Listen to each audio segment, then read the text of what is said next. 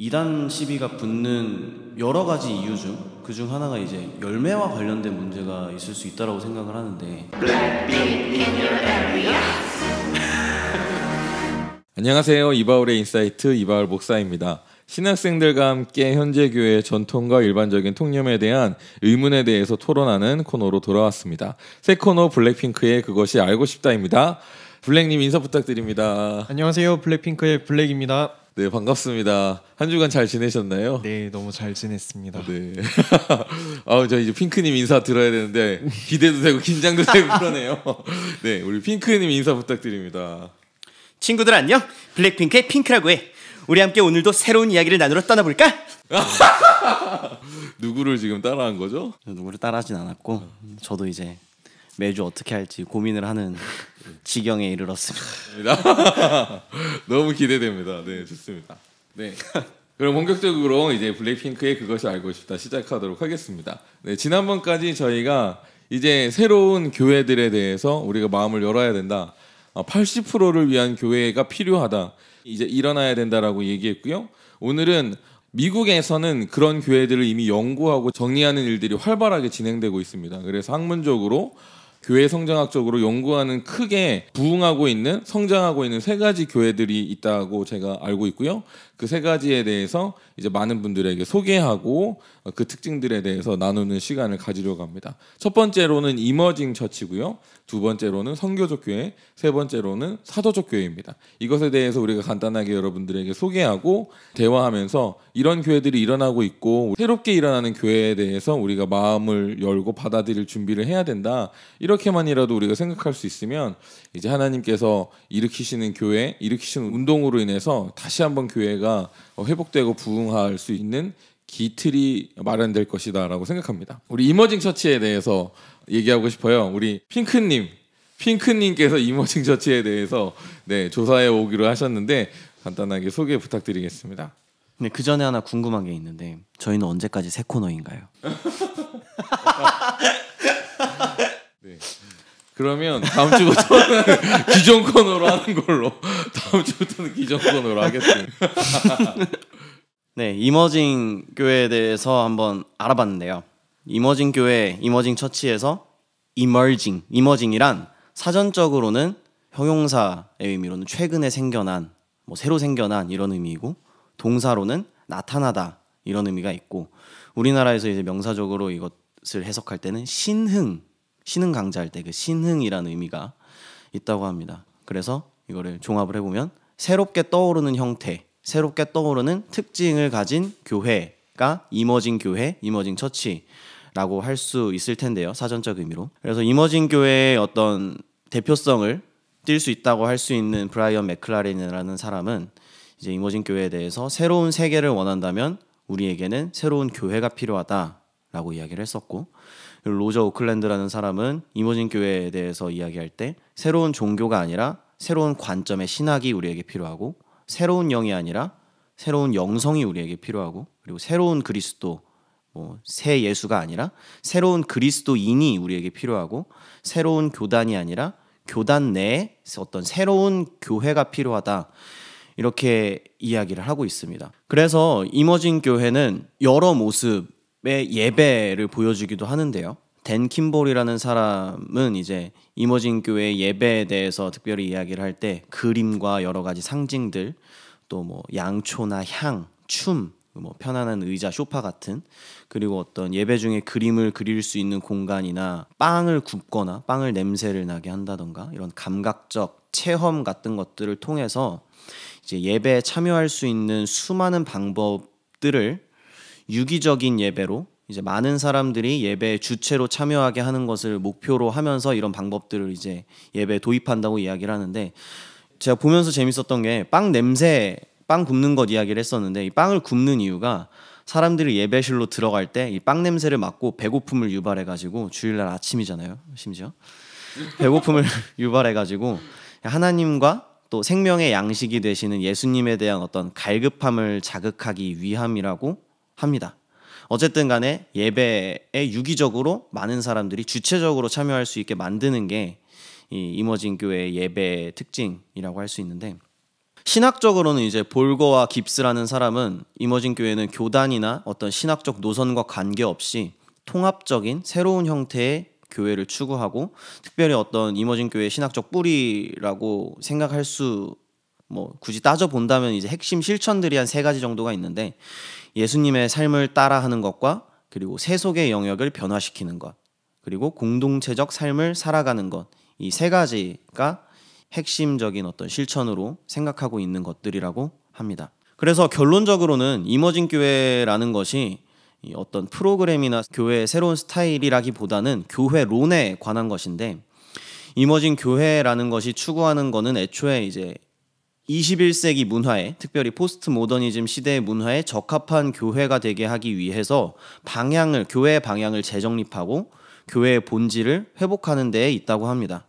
그래서 이머징 교회가 추구하는 것은 프로그램을 만들고 스타일을 변화시키고 이거라기보다는 본질적인 어떤 교회의 갱신이고, 뭐 포스트 모더니즘 시대의 이 선교적 공동체로 존재하는 이 교회가 어떻게 이제 사람들한테 나아갈 수 있을까 고민을 하다 보니까 어떤 새로운 스타일이나 변화들이 일어날 수 있는 거였고요.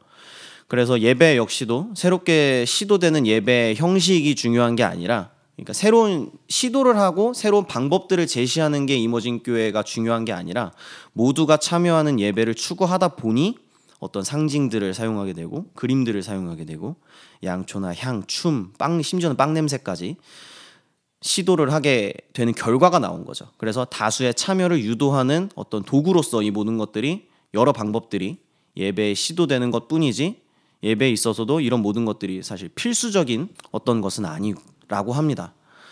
그래서 이머징 교회를 한마디로 정리를 하자면, 아까도 말했지만 21세기 문화에 새롭게 교회가 방향을 재정립하는 것이라고 할 수 있을 것 같습니다. 약간 들으면서 이런 생각이 들었어요. 21세기의 교회의 문제점 중에 하나는 예배가 지루하다라는 느낌이 좀 있거든요. 그냥 참여하지 않고 보기만 하는 예배로는 그리스도의 신비를 경험한다거나 어떤 은혜를 체험한다거나 이런 게 부족하다. 그렇기 때문에 예배에 대해서 어떤 감각적인 접촉점을 통해서 신비를 경험할 수 있도록 계속해서 새로운 시도를 하는 부분들이 느껴졌습니다. 그런 부분이 이머징 처치의 특징이라고 할 수 있겠죠? 네, 그런 것 같습니다. 블랙님은 들으시면서 어떤 생각이 드셨나요? 제가 이제 이머징 처치에 대해서 이제 들으면서 궁금했던 점은, 결국은 선교적 목적을 두는 교회인 것 같아요. 이제 그 선교를 위해서 문화적 수용을 이제 적극 활용하는 교회라고 이해를 했는데, 그 문화적 수용을 이제 어느 정도 선에서 교회가 수용할 수 있을지, 제한이 어느 정도일지가 좀 궁금하다는 좀 생각을 들었거든요. 그 세상의 문화를 수용하고 이제 활용함으로써 우리가 선교의 일에 힘쓸 수만 있다면, 문화를 어떤 선에서 가리지 않고 다 수용할 수 있는지, 받아들이고 활용하는지가 좀 궁금했습니다. 이게 근데 보니까 이머징 처치, 아까 이머징 처치의 어떤 대표성을 띈 사람이라고 말씀드렸던 브라이언 맥클라렌, 이 사람은 알아보니까 동성혼을 지지하기까지 하더라고요. 선이 있나 싶기도 합니다. 그래서 뭐 제가 이머징 처치를 뭐 지지해서 여기에 어떤 이머징 처치를 대표하는 사람으로 나온 게 아니라 그냥 어떤 한 교회의 모델을 제시하는 정도이기 때문에, 저도 사실 그래서 이 부분에 대해서 의문이 들긴 합니다. 그럼 동성혼을 지지하는 사람들이 교회로 나와서 예배에 참여하게는 할 수 있겠지만, 그 사람들이 어떤 방법으로든 배척하지 않는 교회에 가서 예수님을 만나게 된다면 또 그것들이 회복될 수 있을 거고요. 예수님을 만날 기회를 준다는 개념에서는 이머징 처치, 그리고 브라이언 맥클라렌이 동성혼을 지지하는 것이 그럴 수 있겠다라는 생각이 듭니다. 제가 지지하는 건 아니지만. 그래서 블랙님이 말씀하셨던 어떤 문화의 선이라는 것이 이머징 처치는 안 보이지 않나 라는 생각을 해보았습니다. 네, 저도 그런 부분이 좀 염려가 돼요. 향을 좀 사용하고 상징을 쓴다, 이런 게 사실 우리가 십계명을 아는 저희들로서는 그림을 그리는 것에 대해서, 예수님에 대해서 실제적으로 그림을 갖고 이런 것에 대해서 부정적이잖아요, 우리 개신교인들은. 근데 그런 것을 사용한다는 면에 있어서 저도 약간 부정적인 견해가 들기는 하거든요. 하지만 어떤 그런 매체들이 그리스도께로 나올 수 있는 통로가 될 수 있다면 사용할 수 있다라고 생각하는 그런 이머징 처치의 생각들은 어느 정도는 수용 가능한 부분이지 않나, 그런 생각이 들었습니다. 잘 정리해 주신 우리 핑크님께 참 감사 인사드립니다. 4찬의 박수를 치셨어요. 네, 좋고요. 아까 말하고 싶었는데 얘기 못한 게 그럼에도 불구하고 실제 삶에서 변화, 단순히 교회에 참석하는 예배의 삶을 사는 그런 삶이 아니라 실제 삶에서 그리스도를 따르는 삶의 변화에 대한 강조점이 이머징 처치에 있다는 것도 저는 좋은 특징이고 이것은 21세기에 반드시 필요한 교회의 모습, 성도의 모습이다라는 생각이 들었습니다. 네, 그럼 우리 다음으로 넘어가도록 할게요. 두 번째로 소개하는 교회는 선교적인 교회고요. 블랙님께서 설명해 주시도록 하겠습니다. 네, 제가 간략하게 설명드리도록 하겠습니다. 선교적 교회, 영어로는 미셔널 처치라고도 얘기하고요. 선교적 교회가 뭐냐 하면 이제 교회가 교회 자체가 목적이 되어서는 안 된다. 이제 교회는 선교를 위한 하나의 과정으로 나아가야 한다. 즉 기존 전통 교회에 대한 하나의 반동으로 삼위일체 하나님이 교회를 이 세상 가운데 보내신다는 개념을 가지고 교회를 선교적인 하나님의 개념에서 유래된 세상에 보냄받은 선교적 교회로 정의하고 있습니다. 그래서 이러한 의미에서 미셔널 처치, 선교적 교회는 보냄받은 교회라는 용어를 사용하기도 하고요. 교회가 세상 속으로 보내져야만 선교적 교회가 될 수 있다는 것입니다. 두 가지 특징들이 있는데 첫 번째 특징으로는 세상 속의 삶의 현장에서 여러 가지 다양한 형식을 가지고 다양한 형태로 모임을 만들어가며 일정한 외형이 정해진 것이 없다는 것이 특징이고요. 두 번째는 그리스도의 삶의 모습을 본받아 그리스도를 따르는 삶에 기초한 제자도적인 실천적 삶을 강조한다는 점이 있습니다. 정리하자면 미셔널 처치는 모든 신자들이 이웃과 학교와 그들의 일터 가운데에서 교회의 삶을 구현해야 한다고 생각하고 방향성으로 잡고 있습니다. 네, 모든 곳에서 교회의 삶을 산다는 것은 그곳에 어떤 특정한 모임을 개척한다는 의미인가요? 예, 제가 이해하기로는 이제 우리의 신앙생활이 이제 교회 안에서의 신앙생활뿐만 아니라 우리가 살아가는 그 삶의 터전 가운데에서 교회가 형성되고 우리의 신앙이 형성된다고 이해를 했습니다. 그럼 뭐 예를 들어서 한국에서는 뭐 신우회 같은 형태가 많잖아요. 예. 그런 형태의 모임들이 많이 개척되는 것을 의미하는 건가요? 그러니까 우리가 이제 보편적으로 생각했을 때 교회라 하면 하나의 그런 외형적인 그 교회 건물을 의미하는데 여기서 얘기하는 교회란 말은 우리 그 사람들의 모임 또는 이제 나 자신이 이제 교회가 된다 해서 사람들과의 그런 모임 가운데에서 나타나는 어떤 신앙생활이 곧 교회의 하나의 모습이라고 강조하는 것 같습니다.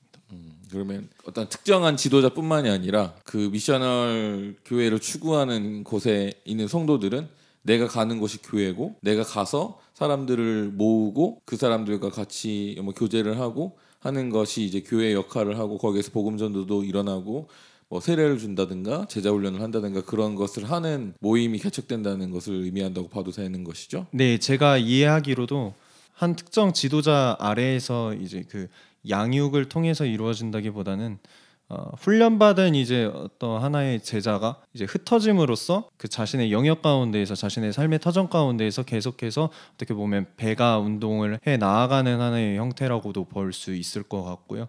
그렇다 보니까 특별한 지도자가 없이도 평신도들도 훈련받고 이제 자신의 삶 가운데에서도 얼마든지 교회의 모습을 갖출 수 있다고 말하는 것이 선교적 교회의 주장인 것 같습니다. 네. 저는 너무 이 생각이 너무 멋있고 좋다고 생각이 듭니다. 성도들 한 명 한 명이 내가 있는 곳을 교회로 삼고 거기에서 복음도 전하고 사람들을 일으키고 한다는 것 자체가 굉장히 멋있고 저한테 매력적으로 들렸어요. 우선 이 얘기를 들으면서 그냥 문득 들었던 궁금증이 그럼 미셔널 처치의 사람들은 교회에 모여서 주일 예배를 드리지 않나요? 제가 알기로는 이제 꼭 우리가 이제 보편적인 교회에서 드리는 어떤 그 주일에 이제 교회에 모여서 드리는 이런 형식적인 그런 예배의 모습보다도 자유롭게 이제 그 그룹들이 이제 모여가지고 서로 교제하고 나누는 삶 가운데에서 그것이 예배라고 이제 규정하고 있는 것 같습니다. 그들이 드리는 예배가 워십이라기보다 채플에 가까운 그런 건가요? 제가 봤을 때는 채플보다도 그냥 커뮤니케이션, 커뮤니티 자체를 그 모임 자체를 거룩하게 생각하는 것 같아요. 예배라고 생각하고 그것이 평일날 이루어져도 우리의 개념으로는 교회라는 그 예배당 공간에 모여서 정해진 시간에 모이는 것이 굉장히 예배라는 개념이 강하잖아요, 일반적으로.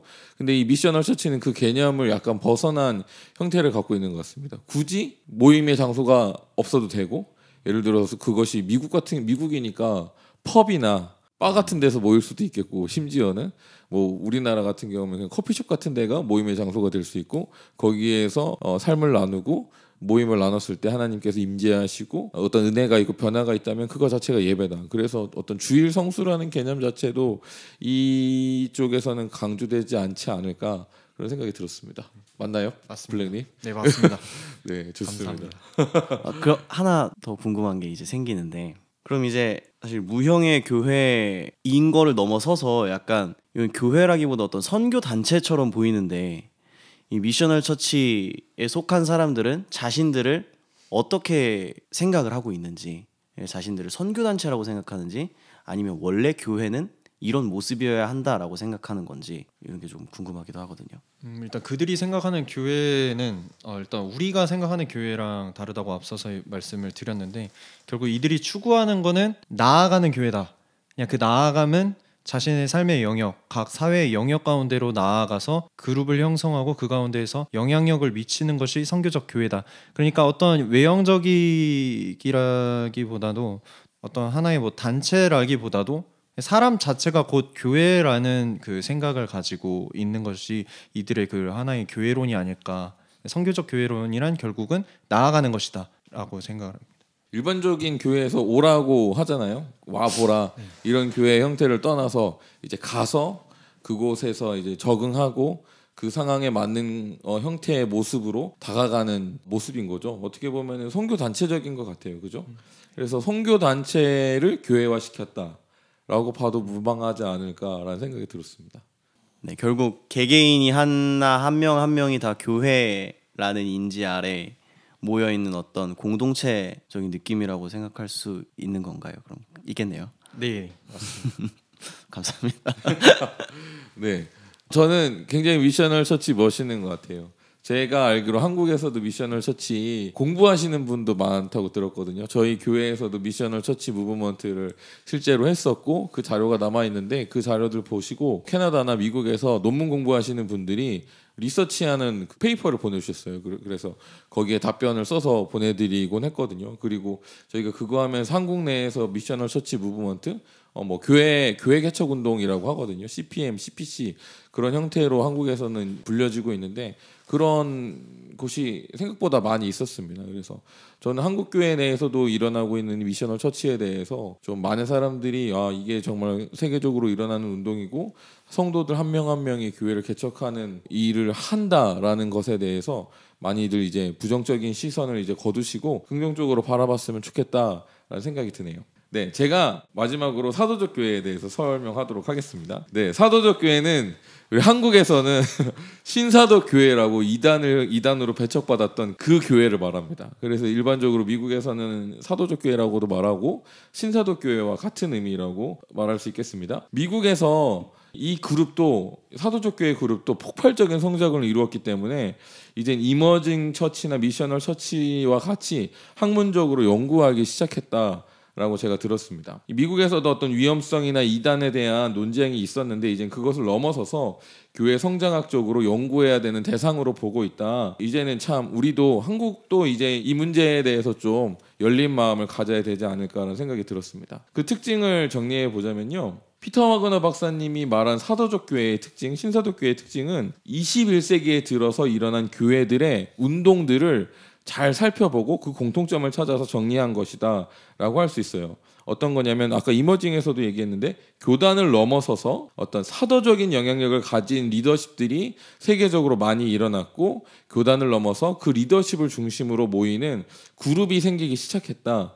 그런 현상들을 보면서 하나님께서 21세기에 어떤 사도적, 그 초대교회에 있었던 사도적인 리더십들을 회복시키고 계신다라는 것을 이 피터 와그너 박사님께서 특징으로 발견했고, 그것을 이제 정의한 게, 사도들은 1세기에 일어났으니까, 초대교회에 일어났으니까 이제 새로운 사도들이 일어났다. 그래서 뉴가 아니라 네오 아포스톨릭 처치 무브먼트라고 했거든요. 근데 그게 번역되면서 신사도 운동이라고 불려지게 됐는데 이게 이제 번역되면서 한국에서는 좀 오해를 불러일으켰던 말이었다라고 제가 알고 있어요. 어쨌든 그런 특징들이 바로 사도적 교회의 운동의 모습이다라고 했습니다. 한국을 예를 들면은 거의 뭐 이제 1990년도에 굉장히 강력한 제자훈련 붐이 일어났거든요. 오카는 목사님을 중심으로 하는. 그래서 사람들이 교단을 넘어서서 오카는 목사님께 배우고 그분의 가르침을 따르고 그분의 리더십을 추종하는 형태의 커뮤니티가 형성됐어요. 그런 것이 바로 사도적인 운동이라고 볼 수 있는 것이죠. 사도적 교회가 말하는 특징이라고 할 수 있는 것이죠. 뭐 한국은 오카는 목사님을 대표로 들지만 미국 같은 경우에는 더 많은 사람이 있고 세계적으로도 굉장히 많은 목회자들 중심으로 교단을 뛰어넘어서 목사들이 뭉쳤다, 연합했다는 것을 쉽게 우리는 알 수 있습니다. 그러면서 이제 피터 와그너 박사님께서 이렇게 일어난 운동들의 특징을 크게 세 가지로 정리하더라고요. 첫 번째는 강력한 리더십. 이게 사도적 교회 운동의 가장 일반적인 특징이고요.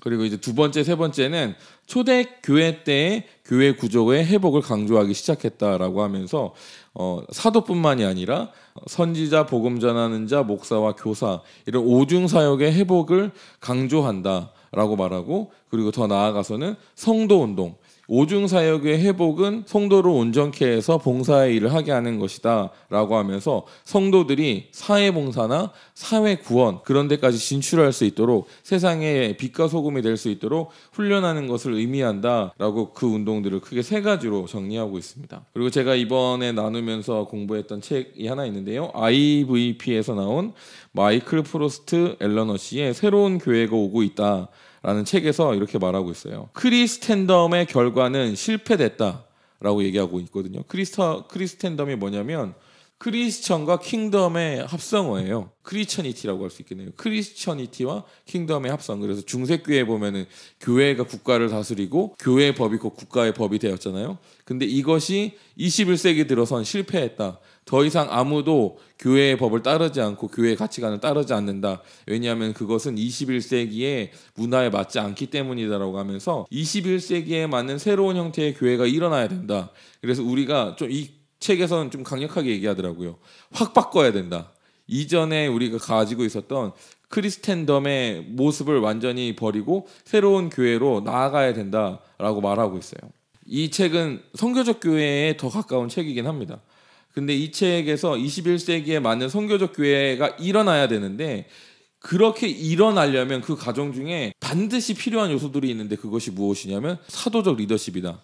어떤 강력한 리더십이라고는 이 책에서 얘기하고 있진 않지만 어떤 새로운 변화를 꿈꾸고 새로운 변화를 실현시켜낼 수 있는 그런 사도적인 리더십이 필요하다. 기존과는 다른 사도적인 리더십이 필요하다라는 것을 강조하고 오중사역의 회복을 명확하게 설명하고 있습니다. 근데 이제 보통 오중사역을 영어로 fivefold ministry라고 하는데 이 이제 피터 와그너 박사님 계열에서 많이 쓰는 말이에요. 그러니까 그런 복잡한 단어는 쓰지 않고 우리는 아페트라고 해서 사도 A 따고 선지자 P 따고 이렇게 앞글자만 따서 아페트라는 단어로 좀 구분을 하시긴 했더라고요. 하지만 동일하게 사도적 리더십과 오중사역을 강조했다는 점에서 알 수 있는 것은 새로운 교회 21세기에 맞는 교회로 우리가 전환되기 위해선 사도적인 리더십은 필수적인 것이고 그리고 오중사역의 회복은 필수적인 것이다 라는 것을 이 책을 통해서 이해할 수 있었습니다. 제가 먼저 궁금한 거는 그 카리스마적인 리더십 또 어떻게 보면 강력한 그 리더십이 어떠한 리더십을 의미하는지 좀 설명을 해주시면 감사하겠습니다. 미국 교회를 기반으로 한 거예요. 그리고 미국 교회 사도적 교회 운동의 대표적인 사람은 채한 목사님이거든요.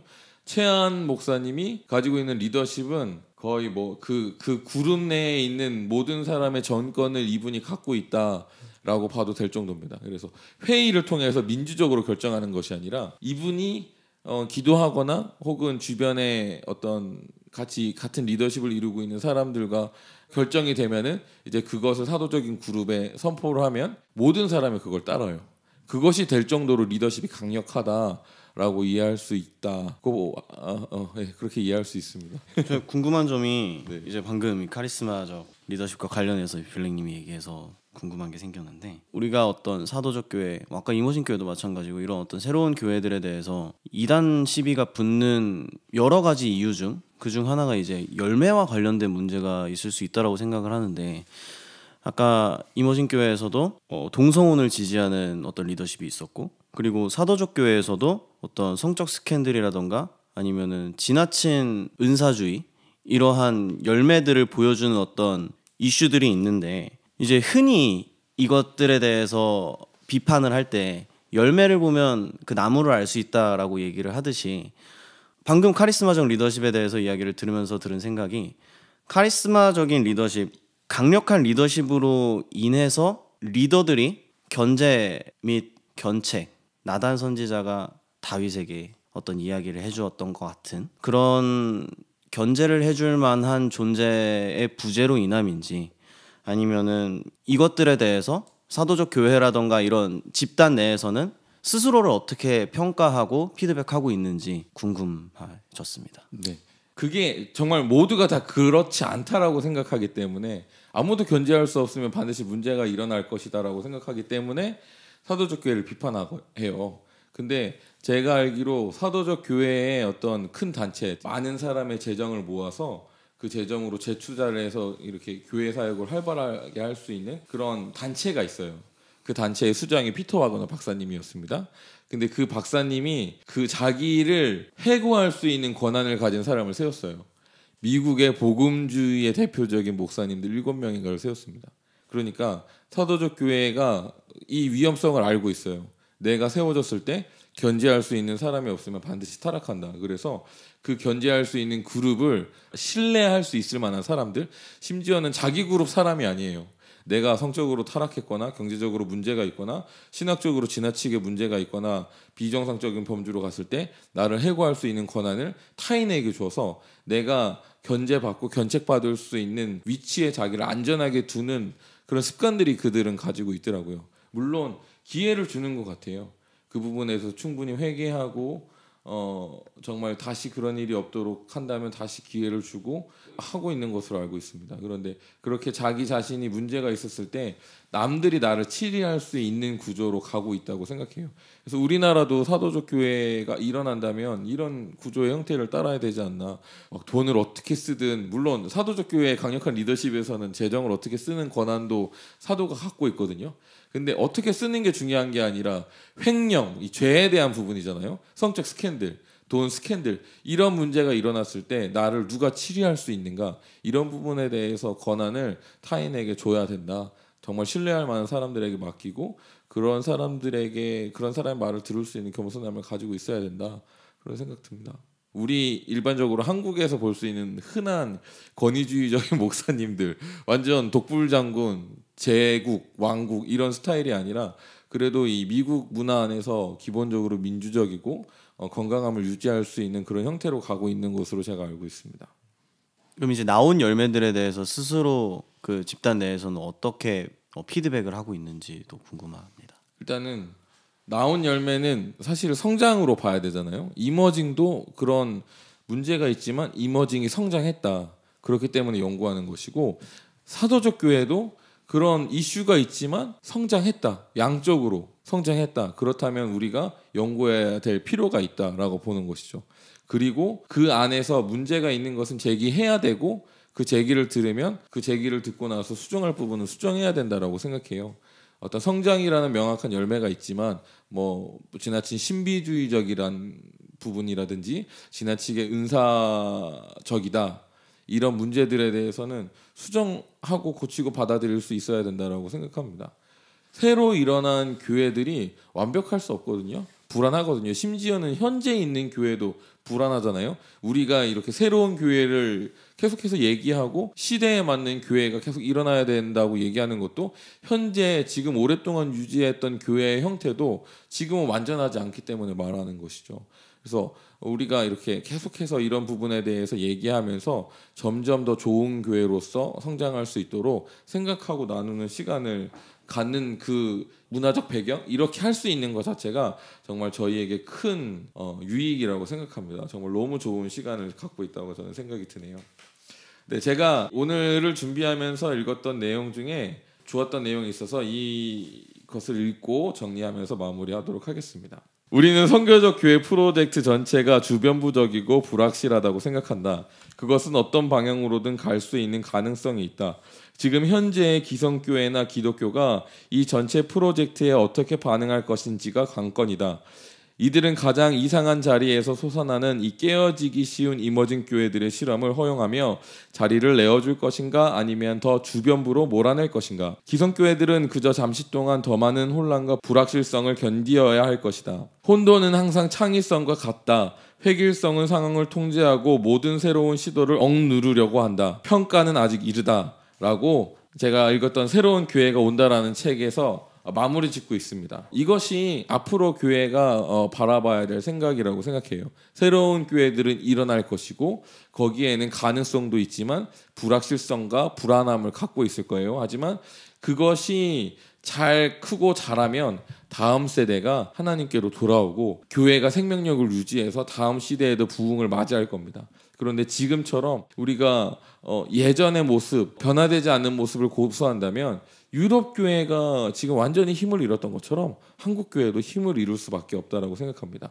우리가 많은 불안함을 가지고 있는 새로운 교회들이 일어나고 있지만 거기에 대해서 평가하고 이단이라고 정죄하고 그렇다기보다는 가능성을 보고 불확실성이 불안함이 안전함으로 변화될 수 있도록 지지해주고 기도해주고 격려해주고 견제해주고 견직해주는 일들을 하면서 성장시켜 나간다면 우리는 이제 5년 후에 10년 후에도 다시 한번 교회가 일어나고 부흥하고 세상의 빛과 소금이 되고 세상령의 영향력을 갖추는 그 시대가 올 것이라고 생각합니다. 정말 저희가 특별히 준비했어요. 이 이머징 교회 미셔널 처치 사도적 교회에 대한 시간을 특별히 준비했는데 이 컨텐츠를 들으신 분들이 교회에 대해서 앞으로의 교회에 대해서 좀 더 열린 시각을 갖고 하나님께서 일으키시는 운동들에 대해서 잘 지켜보셨으면 좋겠습니다. 이 세 가지 교회 운동을 정리하자면 크게 두 가지로 볼 수 있을 것 같습니다. 성도들의 실제 삶이 그냥 신앙생활하는 삶이 아니라 실제 삶이 그리스도를 나타내는 삶, 정말 그리스도인이라서 다르다라는 것에 대한 굉장한 강조점이 있다는 것이 느껴지고요. 그리고 두 번째는 특정한 지도자들, 훈련받은 지도자들, 신학교를 나온 특정한 사람들이 사역을 이끌어가고 교회를 이끌어가는 것이 아니라 성도 한 명 한 명이 예배에 참여하고 교회를 개척하고 사역을 이끌어가고 세상의 빛과 소금이 되는, 계속해서 성도들에게 세상의 영향력을 줄 수 있는 기회를 열어주는 것이 이런 운동들의 특징이라고 생각합니다. 그래서 이 컨텐츠를 보시는 분들은 성도들에게 많은 기회를 주시길 바라고, 성도들의 삶이 실제로 변화되어서 단순히 교회 봉사만 하는 삶이 아니라 정말 세상의 빛과 소금이 되는 삶으로 변화될 수 있도록 그렇게 잘 이끌어주시고 성도님들도 성장하시기를 바라겠습니다. 네, 오늘도 정말 유익하고 즐거운 시간이었습니다. 세 가지 교회의 어떤 관점과 그 특징들을 새로 아는 시간이었고, 이러한 교회들이 어떤 특징을 가지고 왜 이런 방향성을 추구하는지 한국 교회가 다시 한번 생각을 해봤으면 좋겠다라는 게 첫 번째 생각이었습니다. 왜냐하면 한국 교회가 양적 성장을 이제 추구하다 보니 이제 공공성에 대한 이제 결여가 있었고, 사회의 어떤 문화적 흐름이라든지 사회의 그런 필요에 대해서는 이제 무감각했던 부분들, 이제 또 더 나아가 이제 교회 내부적으로는 성도들의 어떤 삶이나 그들의 신앙에 좀 무관심하고 좀 무질서했다는 점, 그런 점들을 조금 이제 회복시켜 줄 수 있는 그 하나의 대안들이 오늘 이제 나누었던 그 교회들이 아니었을까라고 생각을 하게 되었고요. 하지만 이 교회들이 이제 미국에서 이제 부흥한 교회인 만큼 한국 교회에서 완전히 이해하고 받아들이기는 당연히 힘들다라는 생각이 아까 목사님 말씀을 통해서 들었습니다. 왜냐하면 이제 미국의 문화와 한국의 어떤 그 문화적 차이와 그 정서의 차이가 크기 때문에 우리가 그 차이를 이해하고 이 교회들에 대해서 무분별하게 비판적으로 이제 우리가 바라볼 것이 아니라 이 교회들이 가지고 있는 분명한 장점들, 세상을 변화시킬 수 있는 그런 가능성을 바라보면서 우리가 배워야 할 점이 무엇이고 어떤 점을 취할 수 있는 것은 무엇이 있을까 고민을 해봐야 하는 시간이었던 것 같습니다. 오늘 나누었던 이 세 가지 교회에 대한 이야기를 들으면서 가장 들었던 생각은 완전하지가 않다, 불안정하구나 라는 생각이 들었고, 하지만 그만큼 열매가 있다. 그렇기 때문에 뭐 기존 교회에서 2단 12가 붙으면서도 이러한 세 가지 모델의 교회에 대해서 연구를 하기 시작한 걸 테고요. 그래서 이러한 열매들은 분명 이제 기존 교회가 점점 한계를 느끼던 것에 대한 열매일 테고, 그래서 들은 생각이 안전한 것이 다가 아니다. 기존 교회들은 이제 위험하지 않기 위해서 노력을 하다 보니 현실에 안주하는 모습, 있는 성도들을 나가지 않게 하는 어떤 그런 모습들을 보여주고 있었던 반면, 우리가 나누어 봤던 세 가지 모델의 교회들은 위험하고 안정적이지 않고 불안정함에도 불구하고 밖으로 나가서 성도들에게 어떤 사역을 맡기고, 그리고 각자 성도들의 안에 있는 성령님이 일하실 수 있는 기회를 주고, 분명 어떤 신학적으로 위험할 수 있고 열매가 잘못된 열매가 때로 나올 수도 있겠지만, 그럼에도 그것들을 감수하고 더 급진적으로 나아가는 모습을 보면서 교회가 용기가 필요하겠구나라는 생각을 할 수 있는 시간이었습니다. 네, 정말 좋은 말씀 감사합니다. 네, 오늘 블랙핑크의 그것이 알고 싶다는 여기까지 하겠습니다. 저희는 모든 성도들이 건강한 믿음을 갖게 되어 신앙생활과 삶에서 행복을 누리길 바랍니다. 이에 대해서 궁금한 점이 있다면 댓글로 남겨주시고요. 오늘 내용 중에 좀 어려울 수 있었는데 궁금한 점이 있다면 댓글로 남겨주세요. 네, 저희가 참고해서 이 부분에 대해서 컨텐츠를 만들거나 설명을 해드리도록 하겠습니다. 오늘 컨텐츠가 마음에 드셨다면 구독과 좋아요 눌러주시고요. 댓글도 부탁드리겠습니다. 여러분들의 댓글은 이 일을 하는 저에게 정말 큰 힘이 됩니다. 댓글 많이 달아주세요. 여기까지 청취해주신 분들께 진심으로 감사드리고요. 주님 안에서 늘 행복하시길 바랍니다. 안녕.